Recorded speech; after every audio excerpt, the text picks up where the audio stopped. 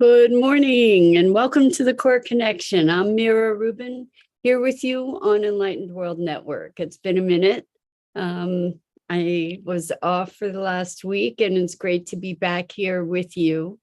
Welcome, welcome, welcome. So today's topic is money and money trauma and money taboos and what we can do to break through them and how healing that can be, how money acts as a wonderful catalyst for transformation and growth. So before we get started, let's take a minute or two to get present. Welcome, Rosalind. So good to see you here with us this morning.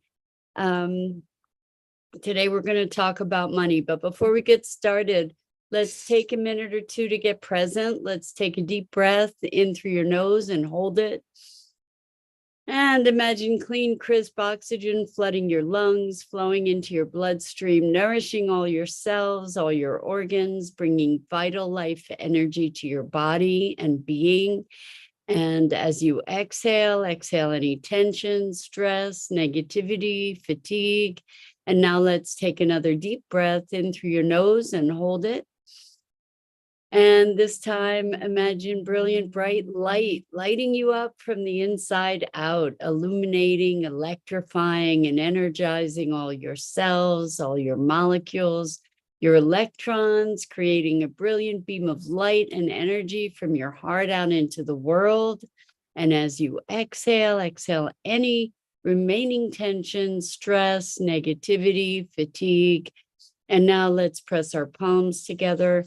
Vigorously rub your hands together to feel the friction, the temperature, the pressure, the movement, and the tickling and tingling when you stop.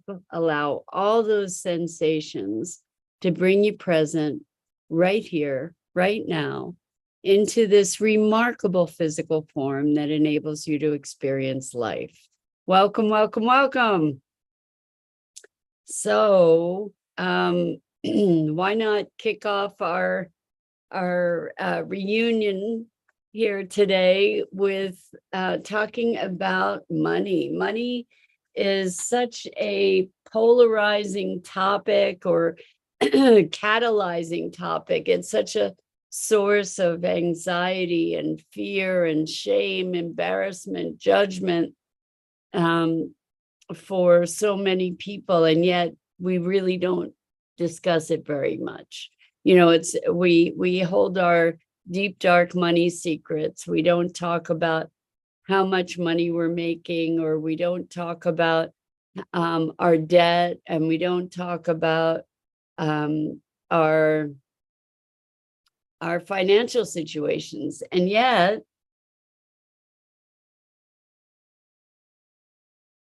we live in a culture where the prevalent beliefs are things like money makes the world go round, and on the other side, you can't buy happiness, or money is the root of all evil, which isn't the proper quote. It's the love of money is the root of all evil. But we have all these beliefs about money, but we don't really talk about it very often, not in polite company, right? And so we're going to have a look at this, and what the genesis of this conversation is that I'm in the process of putting together a course about our relationship with money, about transforming our relationship with money. And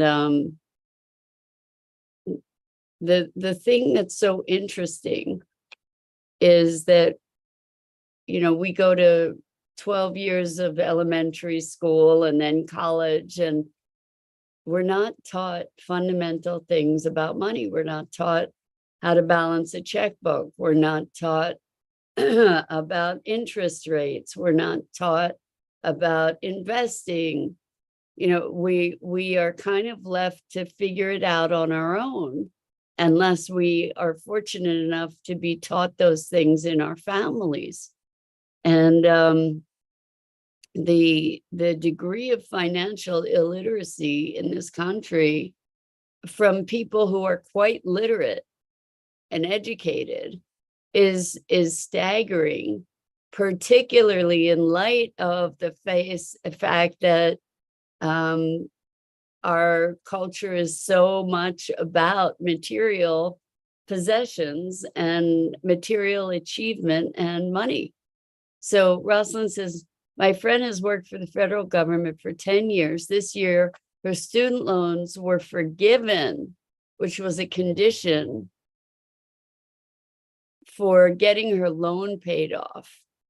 That's pretty awesome. I don't know if that's, I'm not on top of what the forgiveness is for student loans. I paid tens of thousands of dollars in student loans, and I got off easy compared to lots of people who have hundreds of thousands of dollars in student loans.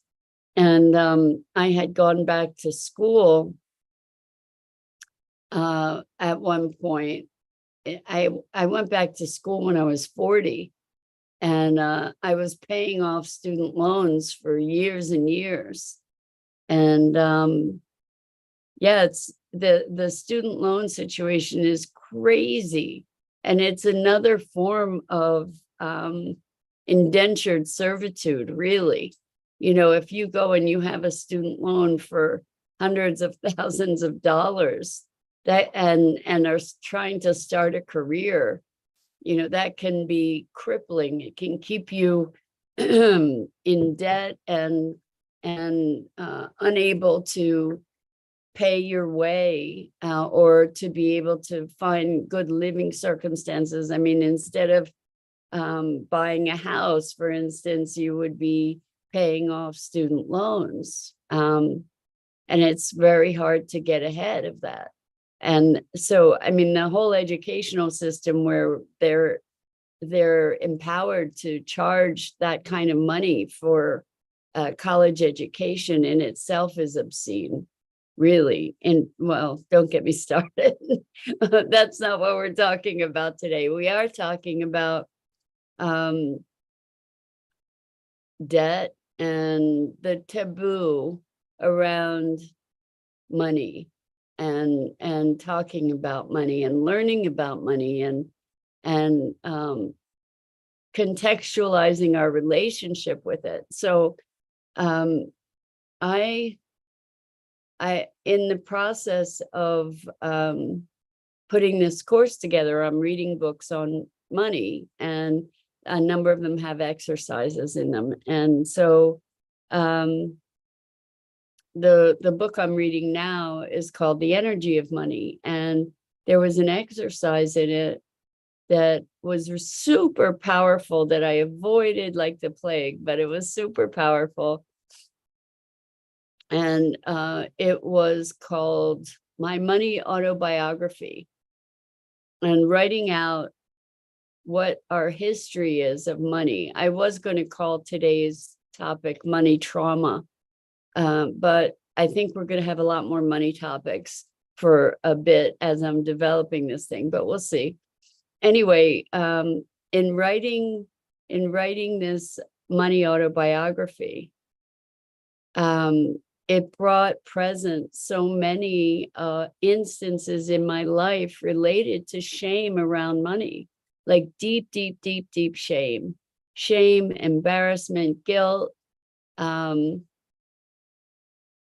So Rosalind says, I heard of writing a love letter to money for a chosen period of time, 30, 45, or 60 days.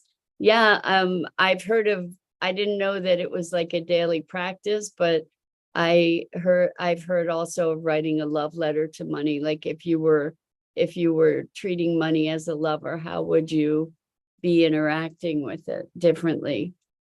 I think I'm a big proponent of clearing old trauma. And when I was writing this autobiography, it brought to the fore a lot of really extreme trauma. And the interesting thing is that it wasn't even the obvious big traumas that really triggered me, because before I ever got to them, there were these other things that had happened from when I was a lot younger. Like, this was an interesting one when I guess I was a early teenager, and I had an allowance and I had birthday money that I had been saving. And my best friend at the time had her heart's desire was this steaming facial thing. It was you'd put your face in and it would give steam and it would open your pores, and that it was her heart's, it was just like her dream. And I think it was something like $25 at the time. So that was a long time ago. It was probably the equivalent of 50 or more dollars now. I don't know. Anyway, I didn't, I had some money and she wanted this thing and I bought it for her. And I was so excited to give it to her. And her father was furious because it was such an extravagant gift. And I don't remember if I ended up having to return it or if she was able to keep it. I don't remember the details of it, other than that I was mortified. I was absolutely embarrassed by his reaction and made wrong for this act of generosity. And, I just wanted to be able to give something to my friend that she would enjoy and that she really, really, really wanted. And so that was an early memory. And I think that there are many things like that then shape us and our relationship to money. I also remember, like, my father was a veterinarian and he'd have ups and downs in his veterinary practice. So if he ever had a bad day, it was like, oh my God, I'm losing the practice. And so there was all this pent up anxiety and fear around money and about support and stability. And then I remember there was one time, and I'm not saying that my memories are clear. These are just memories that I have.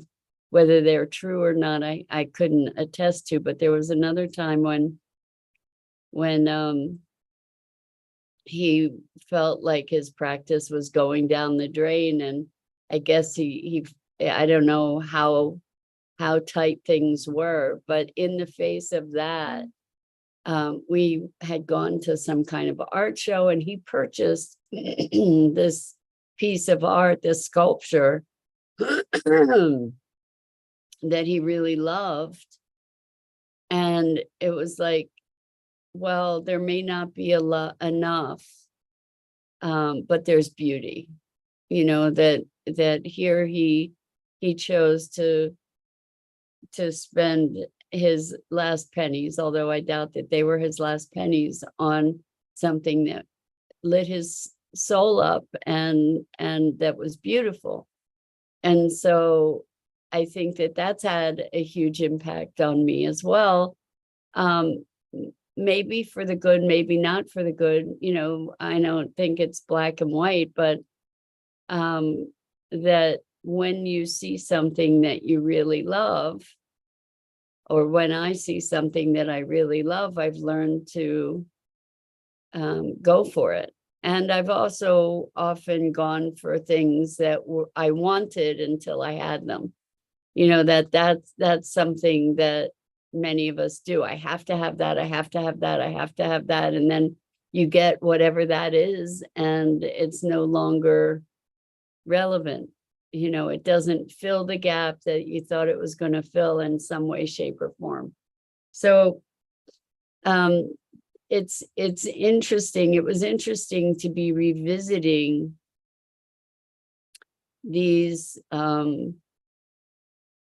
situations. My dad had given me a gift of a watch that I wanted. It was my heart's desire. I wanted it so badly. I loved it. And then one day I was in my car and it was really hot. I was at a park and I left my windows open, and I had left the watch in the car, and the watch got stolen. And I felt such deep grief and guilt and shame. And, it was an expensive gift. And I was not allowed really to forget it.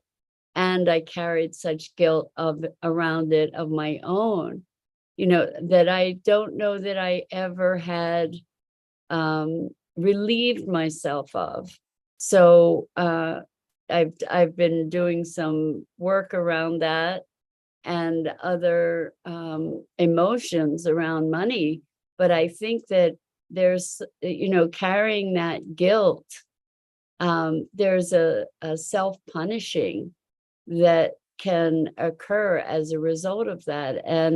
And also impressions of, well, self-worth, but also feeling like a loser, like defining oneself as a loser or unworthy to have things because we lose them literally, or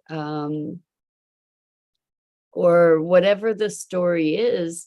It's an important thing for us to be able to unearth those stories and look at them straight on, to have honesty about them, as painful as it might be, to be re-experiencing that guilt and that shame. We want to cover it over and bury it and pretend, like put it in a deep, dark hole somewhere so that we don't have to contend with it. But the truth is that those things, those traumas, those early beliefs, those early experiences and not so early experiences tend to shape our lives and shape our future behaviors until we clean it up.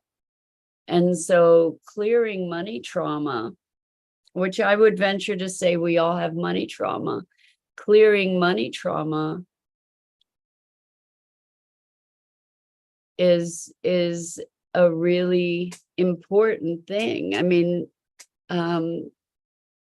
if money is, or arguments over money are one of the primary causes for dissolution of relationships. So if we're carrying forward trauma from our lives around money,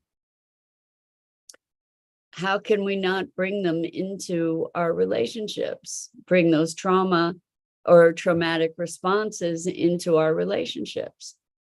And so, interestingly, we've been deeply conditioned to tie our self-worth to money, and that's cultural. And we have cultural norms in our own families, cultural patterns in our own families, as well as our maybe even our religious culture or our ethnic culture. Money is an important, like a canary in a coal mine, in a way, a signaling vehicle to allow us to see reflections of ourselves and our deep internal makeup a lot of times. So Rosalind said, my ex said he was poor growing up, so that validated him buying what he wanted. So I've seen that, it's so interesting, Rosalind, and everybody else. It's so interesting that as I've been putting my attention on developing this course around money and clearing ourselves to be able to actually live into the future instead of living from the past when it comes to money. um, Money has come up with so many of my clients. Issues around money have come up with so many of my clients. So I really see how, if we're to free ourselves to be able to be at choice around how we live, meaning, what level of materialism we live, or whatever, we tend to do so many things on automatic, and have so many unconscious money behaviors, or behaviors that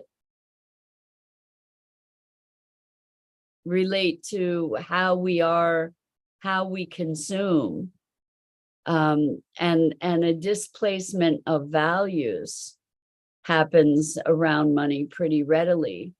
Abuses, or overextending ourselves. So I have a client who grew up poor, and as a result, they also are extravagant with themselves, but beyond their means.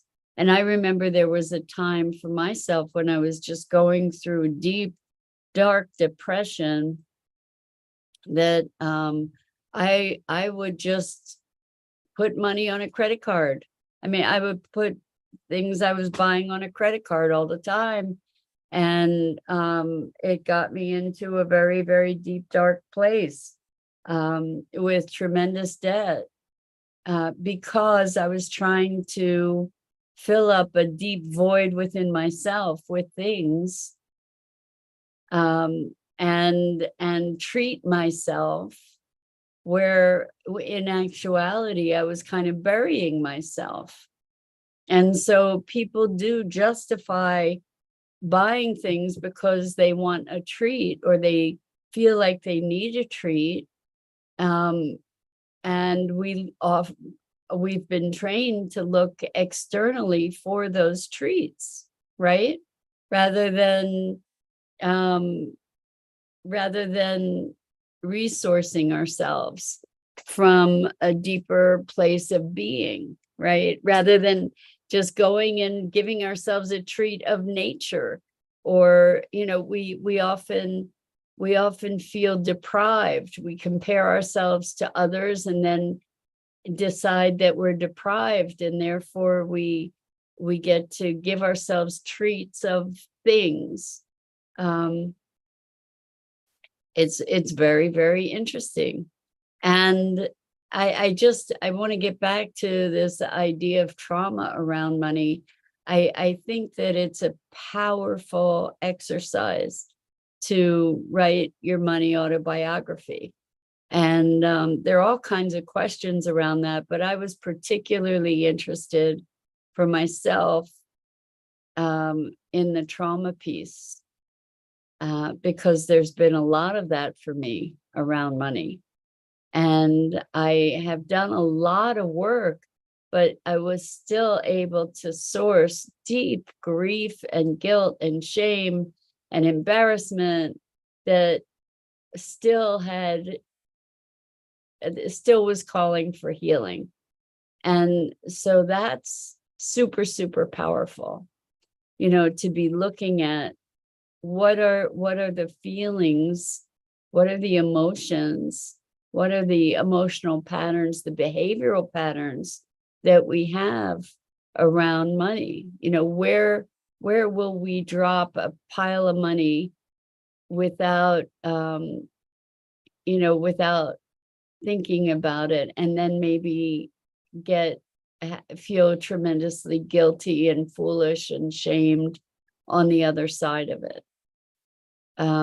Where is it that we haven't been able to find an even place of understanding value, or attributing value to money? Lots of us will say, I don't care about money. I used to say, I don't care about money. And yet money ran my life. Even though it wasn't my first point of decision making, it still was deep source of anxiety and fear, not knowing how I was going to make my way. So it's a powerful exercise, because this is the money autobiography. It's a powerful exercise because it pulls you into a level of truth about what's there or what's been there. Just the facts, not, like, you can say all the feelings that came out of it, but what happened? What are the things that happened? So I invite you to really give it a shot.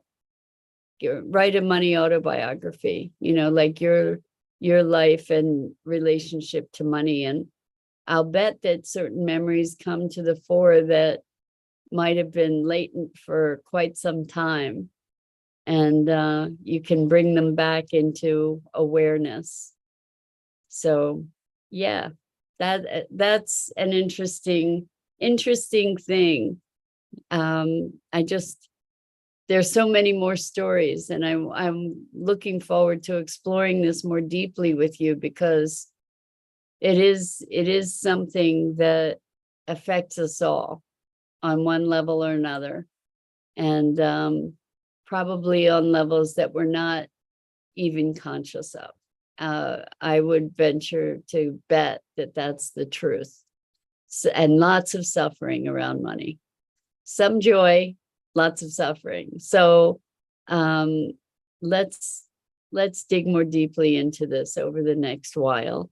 And it's great to be back here with you, and wonderful to have you courageously joining into these conversations. So much appreciation for you and your openness. And I'm Mira Rubin. This is the Core Connection, and I go live here each weekday morning on the Enlightened World Network Facebook page and YouTube channel. And I encourage you to check out the other awesome programming on Enlightened World Network and Enlightened World Living on Facebook. And until next time.